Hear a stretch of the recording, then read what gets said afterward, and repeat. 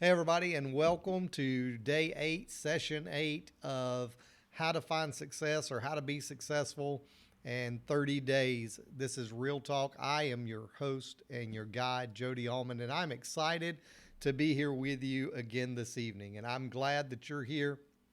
And I look forward to our time together. We usually spend about 30 minutes each evening together, and so I'm excited about that. If this is your first time, real quickly, you see right above me my logo. I am the founder and CEO of Solution Ministries, and God is doing amazing things through that ministry, and I am thankful for what I'm seeing Him do. Again, I want to welcome you and hope that you will jump in, and if you've missed any of the sessions previously, you can find them right here on this page at Jody Almond Going All In. You can find it here, or you can go to YouTube and you can find it on the Solution page there. And I've been loading them there within 24 hours of them being aired live here. And so you can get them both places. Again, this is 30 Days of How to Be Successful, Real Talk with Jody Almond. And so I hope that you've grabbed your refreshing beverage. I hope that you've grabbed something to take some notes with. And I am very looking much forward to getting into this session with you today. Now, so far what we have discussed, real quick summary, is we have discussed how to the 10 different ways, as a matter of fact, that I believe you can discover your purpose. And not only that, we talked about 3 or 4 different ways to then begin developing your purpose, and we're still on that. And so I want to continue to talk today a little bit past that and go into another idea of ways that I have found in my life and with those that I coach in personal coaching and private coaching, as well as business coaching, as a life coach and a business coach. I want to share with you some of the ways that I've been able to help those folks. And so let's jump in, and I want to talk to you tonight about initiative. Now, the initiative defined is the power or opportunity to act or take charge before others do. So the power or opportunity to act or take charge before others do. That's taking initiative. And I want to talk to you about that because I want to talk to you really in so many ways. I want to talk to you about something beyond initiative. And I believe, let me say this though, before we move forward. I believe that we should take initiative in our own lives when it comes to being successful. You have to be the one to take charge of your life. You have to be the one. Now, I will go ahead and get this out there on the table tonight a little earlier than normal, but I am a person of faith. I'm not trying to cram my faith down your throat. So if you don't have faith in a religious belief, don't think that's what I'm here to do. I will be sharing my views on faith, and if you accept those, I'm glad. If you reject those, that's between you and your creator. And so the thing is that I'm not trying to be flippant, or I'm not trying to be harsh, but what I am trying to do is I'm trying to give you the basis for how I have found success in my life. And I can assure you the only way that's ever happened for me personally is by being God partnered, which is something I think is crucial. But beyond that, I want you to understand, I do believe that God has a plan for my life. But I also believe and have come to understand that He's not going to force that plan on me. I have to take the initiative. I have to take the initiative to make those things happen. I have to do them, put it this way, I have to do it on purpose. I have to make it happen. It's not just going to happen. And here's a little Bible for that. The Bible says that faith without works, without initiative, is dead. Right? And so if you're not willing to put works with faith, then what you're trying to do ends up dead. So as we jump in tonight, I always do this after about the first 3 or 4 sessions. I started doing this because I began to realize that for me, the way I learn and the way I take notes and screenshots and whatever else, the way I keep up with things, is I always love it when a teacher or an instructor or a guide is showing me everything I need to know up front. It actually gets me excited. And so I hope it does that for you tonight. And so as we look into this, I want to talk to you about initiate relationships. Now, that's probably not where you thought I was going when you saw initiative. You probably thought I was going somewhere totally different, which is absolutely fine. But tonight I want to go into initiate relationships, because relationships are key to your success as well as to the success of others. Now, if you were with me on an earlier session at the very beginning, I shared with you the 4 or 5 types of people there are on planet Earth living at any given time, in any given age, and even right now. And the highest person on that chart, if you will, is the person of significance. And that's what we should really all be trying to achieve, everyone. We should be trying to achieve a place of significance. And what that does is that separates us from the rest of the world. And the people that are truly successful and significant are far and in between. And it doesn't mean that the whole world knows your name, but the world that does know you knows your name, and they know that you make a difference in the lives of people. And so when I talk about initiate relationships, that's what I'm referring to. So let's jump in. The first point I want to share with you in initiate relationships is mentorship. Now, mentorship is a two-sided coin. Let me explain what I'm saying. Mentorship is something you should continuously throughout the rest of your life. If you're going to be successful and be significant, you should always have someone that is mentoring you in some area of your life that you're trying to achieve greater success in. In other words, just today, I spoke to one of my mentors, and he's been a mentor to me for probably going on 20 years now, roughly, about 16 to 18 at least. And he's been just a great inspiration to me and impact in my life. And I was able to speak with him for about, 15 minutes earlier today. And what a blessing that was. What a blessing that was. And I have found, though, that even though I have people that have attained a higher level of success in areas that I am following behind in, they can mentor me. But I should also be mentoring other people in the areas that I am ahead of them in. And so mentorship goes both ways. I should be constantly being mentored by somebody, while in turn I am mentoring somebody. Think of it like this. If we're mountain climbers, which I've told the folks here in these sessions, there's 2 kinds of people, in my opinion. There's mountain climbers and there's valley dwellers. If we are mountain climbers and we are trying to climb the mountain, you can imagine, if you will, that somebody who has the expertise is going to go up first. They will find a safe place and they will get settled in, and then they will drop a line so that you can then climb up to where they're at.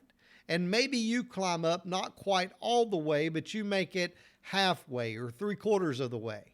And then you drop a line and you let the next person climb up. And it's a continuous cycle where if we are following and training people to be successful, if I'm following somebody that's had more success in an area that I have not, and I'm following them, then they can pull me up to their level. If I then should take the information I glean, the wisdom I glean, and I should drop a line for somebody else so that I can pull them up to my level and teach them to in turn do the same thing. In the Bible, this is called discipleship. And the theories work in every aspect of life. It doesn't matter if it's church. It doesn't matter if it's your family. It doesn't matter if it's your workplace. It doesn't matter if you're trying to become an entrepreneur. Whatever you plan to do, I can promise you the key thing you want to keep going to be successful is to initiate relationships. And so many times I've had to go to people that I wanted to learn from and initiate that conversation and say, hey, I would really like to learn from you. I would like to gain wisdom from you in this area of life.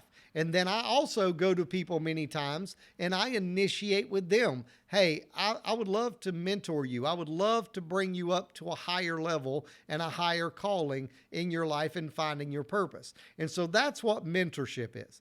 Number 2, mine for gold. I started to just put mine, but I thought, well, people might not have no clue what I mean. So I wanted to put mine for gold. And what I mean by this is when you are in contact and initiating relationships with people, begin to find things to brag on those people about. Find things to pull out of them, and mine for gold in them. Ask questions, be inquisitive. Find out about them. And when you find out about them, make sure to take notes of the things that really stand out to you about these people that you're in a relationship with. It may be that you have a common hobby or a common like or dislike. It may be that you have found that these people have achieved great success in certain areas of their life while struggling in other areas of their life. And so I encourage you to mine for gold in people's lives. Begin searching for the nuggets of gold in their life. Here's why I say that. Because you can either choose to compliment somebody or critique somebody.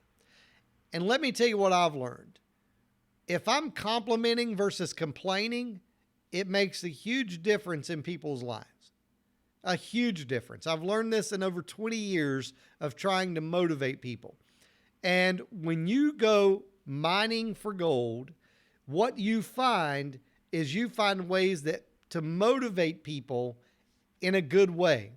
I do not want people to accomplish something with and for me in any area of life because they feel like I'm going to complain about it. I want them to do that because they know I am going to communicate. I'm going to communicate to them how much I appreciate and how great a job they did. Which brings me to point 3. Make a big deal over people and when they accomplish something.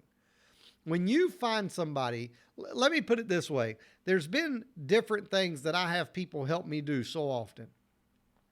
And even today, I had someone help me take care of something that I could do. I could have got it taken care of within the end of the week, but I put a message out and I said, hey, can someone help handle this for me? I'm delegating it if somebody would be willing to do it. Just before the broadcast, I got a phone call back from that gentleman saying, hey, Jody, it's taken care of. Don't have to worry about it. It's handled. I've already taken care of it. Now, can I tell you something? I appreciate that. And I told that person, I said, thank you so much. Thank you for doing that for me. And I'll say it here because they're probably watching. I really appreciate Dan taking the initiative to take care of that project for me. And Dan, thank you for that. And I want you to know that because I want to make a big deal over people, because here's what I've learned. The news media, the world, and we also make a big deal when somebody messes up. We make a big deal when somebody falls down. We make a big deal when the sports athlete gets caught in a scam. We make a big deal when the politician gets caught in a scandal. We make big deals about those things. But why aren't we making big deals about their success? Let's make a big deal about people's success. Every one of us, including you and including me, we all have our backstory. We all have the things in our life that are not very pleasant to be rehashed. They're not very positive. They're not very productive for my life at this point, but it is my backstory. It is my testimony. It is where I've been and where I've come from. I've got the t-shirt. I've got the hat. I've got the bumper sticker. I've got it all. But here's the thing. I enjoy when people make a big deal over me and over what I do good versus what I do bad. Now, I know there's always going to be haters, and I've learned to let my haters become my motivators, and I would wish upon you that same mentality. But here's what I know. When you make a big deal over people, people appreciate that and they remember that. They remember you making a big deal. There's times where when you can make a big deal about people, you help them to take another step and another rung on the ladder, because their team that maybe they're working with, if we're talking in the corporate world or the church world and leadership, their team that they're working with, once they hear you make a big deal, if you're above that person in what we would call success in that area, once you make a big deal about that person, all of a sudden people are paying attention. Let me explain this to you in just some common terms. If you had somebody with major clout, if you had somebody that millions of people watch on television, and let's say that this something, we'll go back to the analogy I've used in the past, but let's do a different one. Let's say this is Chip and Joanna Gaines, and they do all this remodeling of homes, if you know who I'm talking about. And let's say that they have brought you into the scene as the new person to be an interior decorator.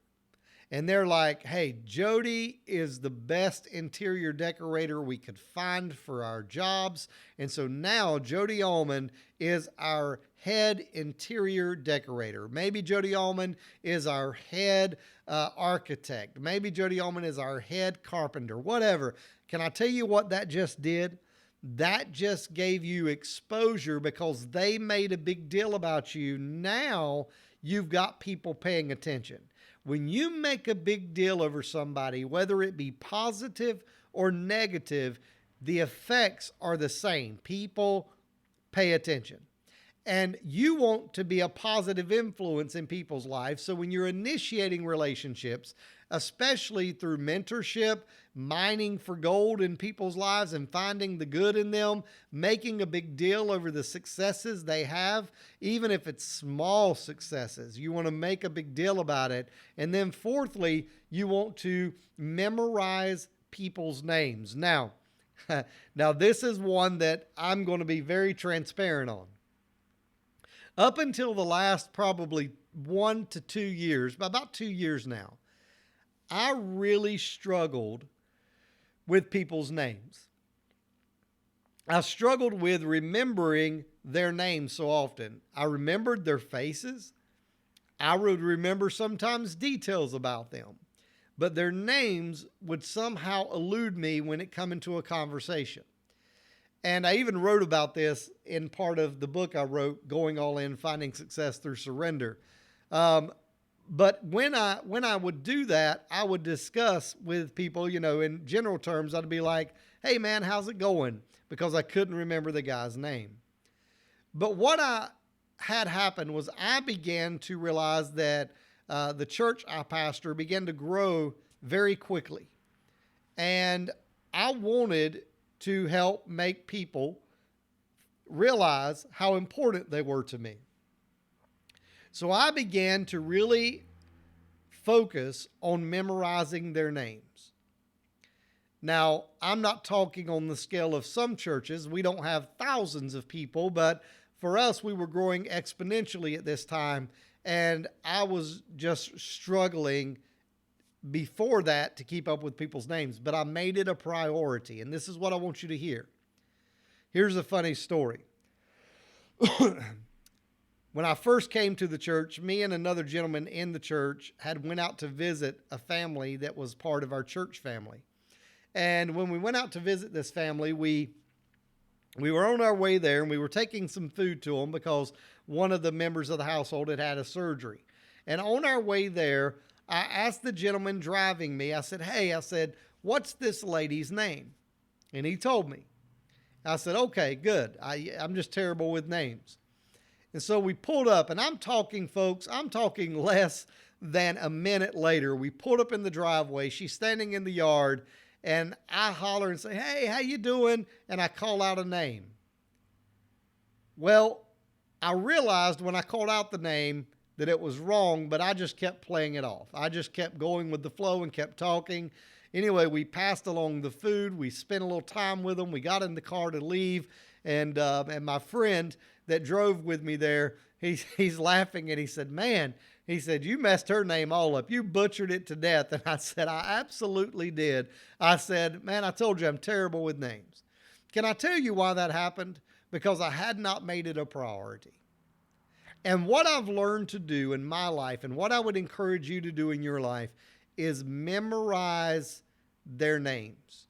Memorize their names.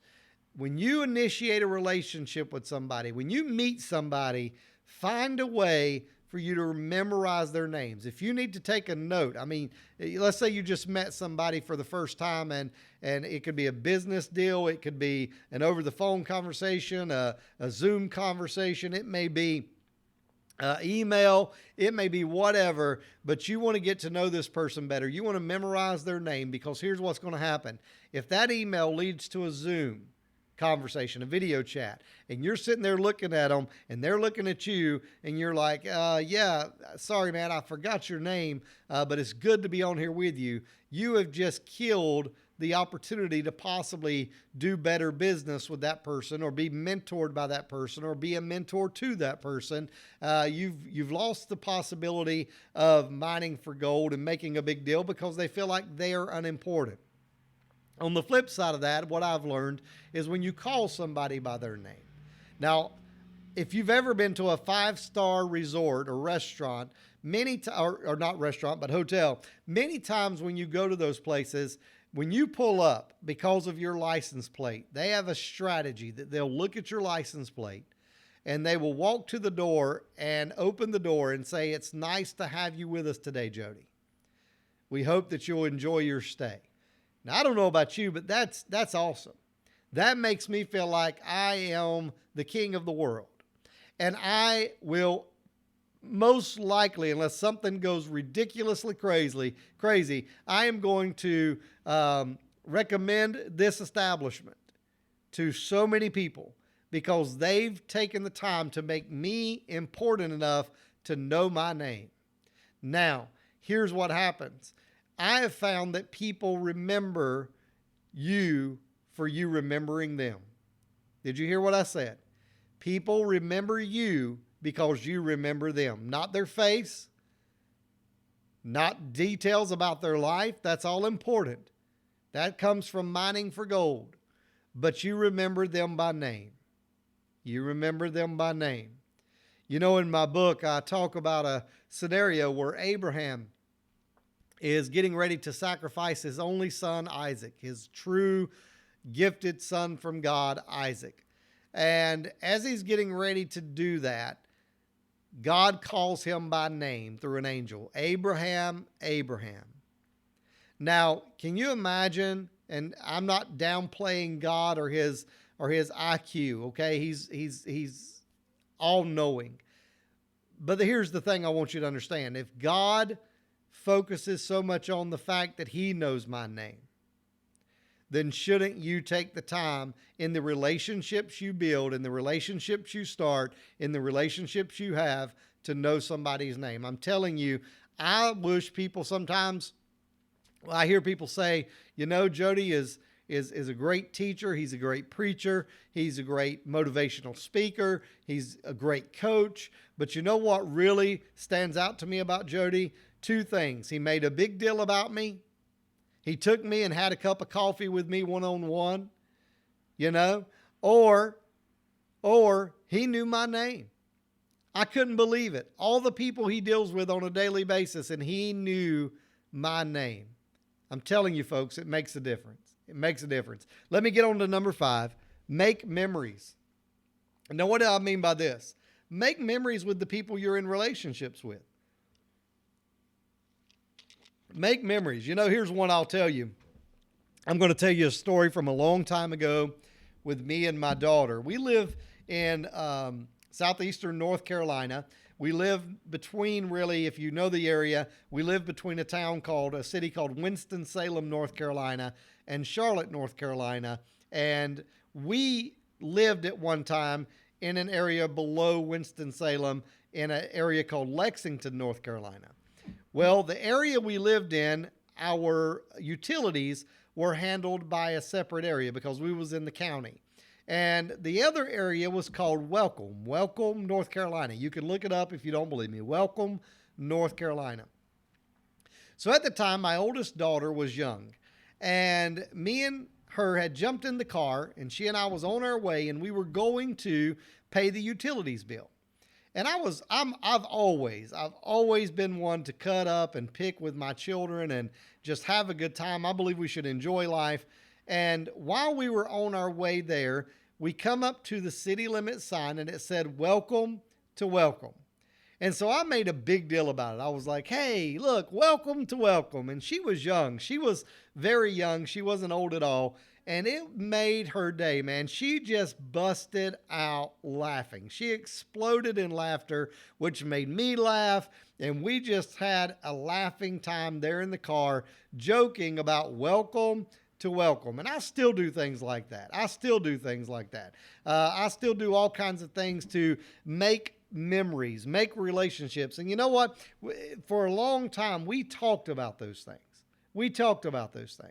And a lot of times these memories come around traditions, like we have memories we make at a holiday, and Easter's coming up this Sunday. And so a lot of you have the normal things you would be doing on Easter. I encourage you, even though we may be in a different time right now and the world's running a little bit differently than it normally would, make memories this Easter. Make memories. Make memories with the people you're in relationship with, whether it be business or whether it be personal or whether it be church related. Make memories. Make memories with people. And I encourage you to do that because memories stick, folks. Memories stick in people's minds. I was listening to some teaching from John Maxwell recently, and he was sharing how every year at Christmas started with when his kids were small. He decided he was going to do something fun and just completely out of the box and unorthodox. So what John did was he went to the nail salon and he got his toenails painted. And he kept socks on and he wouldn't let anybody see his toenails. And so the first year at Christmas, he was like, "Hey kids, I've got something that is very special and it's red." And so the kids are looking everywhere for something that is red. And then after, a good little bit of having fun with them and searching, he pulls his socks off and he says, "Look, I painted my toenails red just for you." And they got the biggest kick out of it. Well, he said it ended up becoming such a thing that it continued with the grandkids, and now his grandkids are all going to do it together, and they're not going to pay attention to each other, have their toenails painted all different colors. And you may say, "That's not my thing, Jody." It may not be, but guess what? He's making memories. He's constantly making memories with those he's with. I make memories, and I encourage you, if you're going to initiate, do you remember what the word initiate means? Let's look at it again. All right? If you're going to be initiative and take initiative, the power or opportunity to act or take charge before others do. How do I do that? How do I do that, Jody? You do that by mentoring people and being mentored. You do that by mining for gold and finding the good in people's lives, and make a big deal over their successes. Know their names, memorize their names, make them know they're important to you, and make memories with those people. Make memories with them. Memories that'll stick and memories that'll last. I'm telling you, folks, if you'll do these things, it can change your level of success.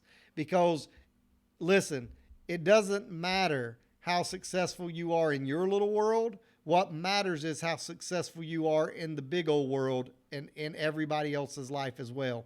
And so I encourage you right now, begin to take initiative, initiate relationships. You can do it through those 5 steps. And I cannot wait to come back tomorrow and begin talking to you, because what you'll find when you begin doing this, relationships will stand higher and above 9.999 out of 10 days above everything else. The people you have a relationship with is the people who's going to do business with you. It's the people who's going to want to come and hang out with you. It's the people who's going to want to follow you. It's the people who you're going to want to follow. Those people are key in your life. And you weren't meant to be an island. You were meant to do this together. And so go initiate some relationships today. Until tomorrow, God bless you all. Have a great night.